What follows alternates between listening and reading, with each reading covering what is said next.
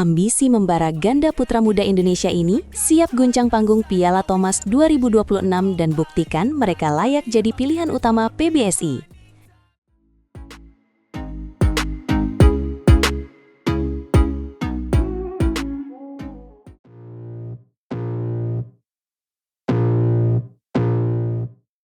Ambisi membara ganda putra muda Indonesia ini siap guncang panggung Piala Thomas 2026 dan buktikan mereka layak jadi pilihan utama PBSI. Halo Sobat Bulu Tangkis, kembali lagi bersama kami yang akan membahas kabar paling panas dari dunia tepok bulu tanah air, terutama soal ambisi besar pasangan muda kita. Benar sekali. Siapa lagi kalau bukan Raymond Indra dan Nicolaus Joaquin yang baru-baru ini menyatakan kesiapan mereka untuk tempur habis-habisan di ajang Piala Thomas 2026 nanti. Pasangan yang performanya lagi menanjak ini memang sedang jadi pembicaraan hangat di kalangan pecinta bulu tangkis karena tekad mereka yang luar biasa kuat untuk membela merah putih di Denmark. Wah, Denmark ya. Itu tempat yang sangat ikonik untuk bulu tangkis dunia. Dan Piala Thomas kali ini dijadwalkan berlangsung di Horsens dari tanggal 24 April sampai 3 Mei 2026. Betul, dan berdasarkan hasil undian yang sudah keluar, tim Indonesia berada di grup D bersama Thailand, Prancis, dan juga Aljazair, dalam upaya kita merebut kembali trofi supremasi itu. Kalau melihat komposisi grupnya, Thailand tentu jadi lawan yang paling berat ya di fase grup. Tapi Prancis juga tidak bisa dianggap remeh, karena perkembangan pemain mereka sangat pesat belakangan ini. Itulah kenapa kehadiran tenaga muda seperti Raymond dan Joaquin ini bisa jadi kartu as bagi tim pelatih untuk menyusun strategi yang lebih segar dan sulit ditebak lawan. Meskipun turnamennya sudah akan bergulir bulan ini, tapi sampai sekarang pengurus besar Persatuan Bulu Tangkis Seluruh Indonesia atau PBSI memang belum merilis daftar pemain resminya. Nah, di tengah ketidakpastian itu, Joaquin sempat bilang kalau main di Piala Thomas itu adalah salah satu impian terbesar mereka sejak kecil saat ditemui di Pelatnas Cipayung hari Sabtu kemarin. Kata Joaquin, mereka masih belum tahu kepastiannya seperti apa. Tapi yang jelas mereka sangat berharap bisa masuk skuad karena itu adalah kehormatan luar biasa bagi setiap pemain putra. Joaquin juga menjanjikan kalau mandat itu jatuh ke tangan mereka, performa maksimal adalah harga mati yang akan mereka berikan di setiap pertandingan yang mereka jalani nantinya. Saya suka sekali dengan kepercayaan diri pasangan peringkat 13 dunia ini. Mereka sadar betul bahwa kesempatan mewakili Indonesia di ajang Bragu adalah tanggung jawab yang sangat besar. Mereka ingin membuktikan kalau kepercayaan yang diberikan Indonesia tidak akan disia-siakan, dan mereka siap melakukan yang terbaik jika benar-benar diturunkan untuk bertanding di Piala Thomas. Apalagi kalau kita lihat performa mereka di turnamen level atas belakangan ini, seperti di All England dan nanti di kejuaraan bulu tangkis Asia, rasanya peluang mereka terbuka lebar sekali. Konsistensi mereka di lapangan memang patut diacungi jempol, dan tim pelatih pasti punya pertimbangan khusus untuk membawa pemain yang sedang dalam kondisi puncak seperti mereka berdua. Joaquin juga menegaskan kalau dia sangat berhasrat mencicipi atmosfer setiap turnamen prestisius. Dia bilang, semua turnamen ingin dia ikuti karena haus akan prestasi dan pengalaman internasional. Motivasi mereka makin berlipat ganda karena tahu sejarah besar Indonesia sebagai negara tersukses di ajang Piala Thomas dengan koleksi 14 gelar juara yang sudah kita kumpulkan. Angka 14 itu bukan sembarang angka ya, itu adalah bukti dominasi kita.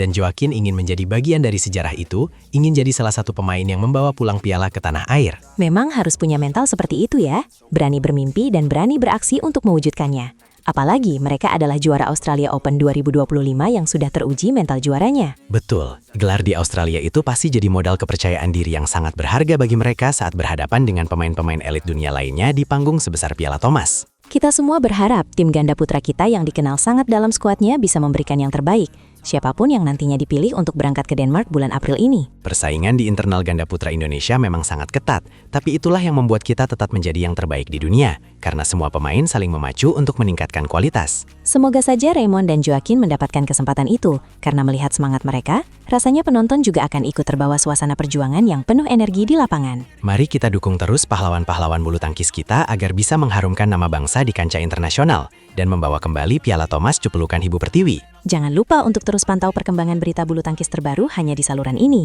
karena kami akan selalu update informasi paling akurat untuk kalian semua para sobat bulu tangkis. Sampai jumpa di video berikutnya, tetap semangat dan terus cintai olahraga kebanggaan kita semua. Bulu Tangkis Indonesia, jaya!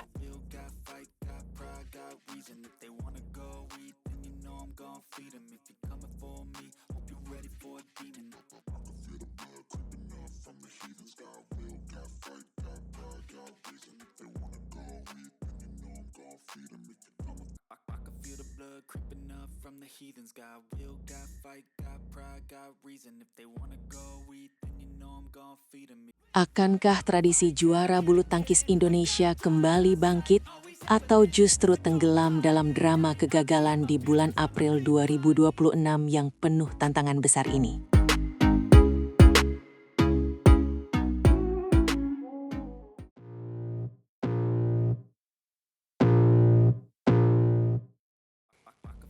Halo Sobat Bulu Tangkis semuanya, selamat datang kembali di channel kesayangan kita yang selalu memberikan informasi paling hangat dan mendalam seputar dunia tepok bulu. Benar sekali.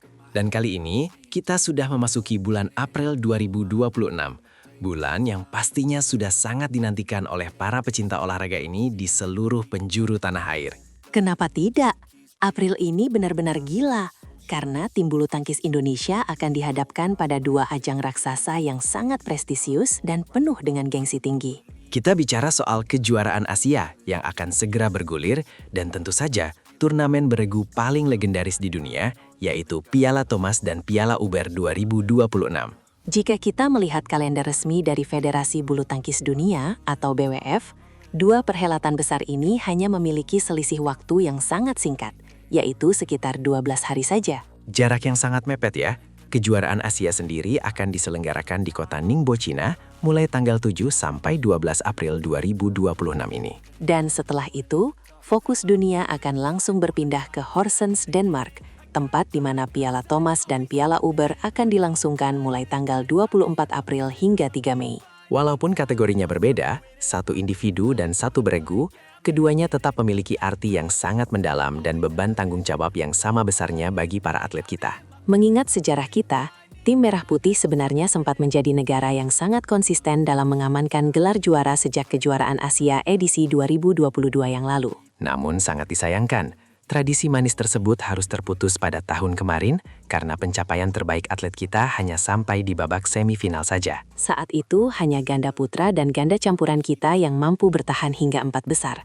Sebuah hasil yang tentu saja membuat banyak penggemar merasa sedikit kecewa. Tapi jangan khawatir, tahun ini Indonesia tampil dengan kekuatan penuh dan mengirimkan total 17 wakil terbaiknya yang tersebar di 5 sektor berbeda untuk bertarung di Ningbo. Menariknya lagi, 3 di antara wakil tersebut merupakan atlet yang berstatus non-platnas, namun tetap memiliki kualitas yang sangat mematikan di lapangan pertandingan nanti. Ada Jonathan Christie yang kita semua tahu kualitasnya, lalu ada ganda putra Sabar Karyaman Gutama bersama Muhammad Reza Pahlevi Isfahani, serta duet Bobby Setiabudi dan Melati Daiva Oktavianti. Kombinasi antara pemain platnas dan non-platnas ini diharapkan bisa menjadi senjata rahasia untuk merebut kembali supremasi bulu tangkis di benua Asia tahun ini. Kemudian beralih ke kejuaraan beregu yang sangat sakral bagi bangsa ini, yaitu Piala Thomas dan Piala Uber, di mana adrenalin kita pasti akan terpacu lebih kencang. Terakhir kali kita merasakan nikmatnya mengangkat tinggi trofi Piala Thomas adalah pada tahun 2020, yang sebenarnya baru bisa diselenggarakan pada tahun 2021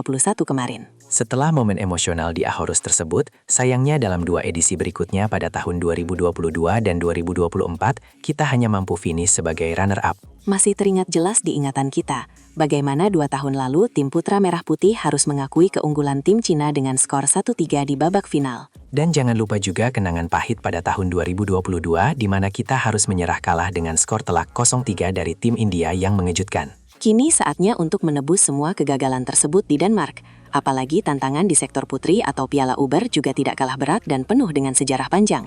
Benar, Indonesia sudah sangat lama tidak merasakan gelar juara di Piala Uber. Tepatnya sudah 30 tahun lamanya sejak terakhir kali kita juara pada tahun 1996.